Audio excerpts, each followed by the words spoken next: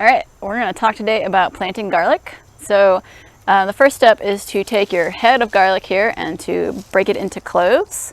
And you want to make sure that it's separated off the roots system here, but you don't want to remove all of the paper covering it. So you want to leave it as intact as you can, like so. However, sometimes the paper just kind of comes off, and that's okay as long as you're planting it, pretty immediately. And you want to inspect all of your cloves and make sure that there are no black spots, no rotting, nothing that looks, like it's not a completely healthy clove of garlic, because you don't want to spread disease through the soil. So just check over everything. This is organic, certified, disease-free garlic that we have purchased from a reputable company. However, it is totally possible to reuse garlic or to save, cloves from the previous year and plant them again.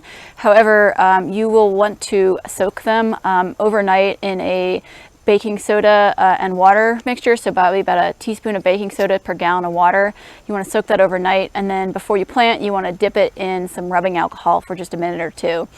And that is going to just help prevent the spread of disease if you're doing home saved garlic. But you don't necessarily need to do that if you're purchasing your garlic from a reputable company. So that is the first step, and next we are going to plant. Okay, so for planting your garlic, so we've got, if you can see the row, I've got 3 lines in my bed here. They're about 6 inches apart. And then you're going to want to plant the garlic about 6 inches apart within these rows. So we've got a tape measure here. And so you'll see on the clove, we've got a flat end and a pointy end. It might be a little better on this one. So flat end and a pointy end. And this flat end needs to go down and the pointy end needs to go up, okay? So with garlic, you really want to bury it in the ground as deep as you can, at least down to your knuckle. So that's probably about 2 or 3 inches, depending on your finger length, into the ground. So basically, you just get it in there.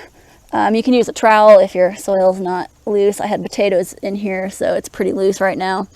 But you just want to get that down in there, pop it down, cover it up. Well, I guess you can leave it uncovered for the moment so you can see where you're going every 6 inches. But we're just going to go down all these lines with that, and then we'll talk about what to do once everything's in the ground.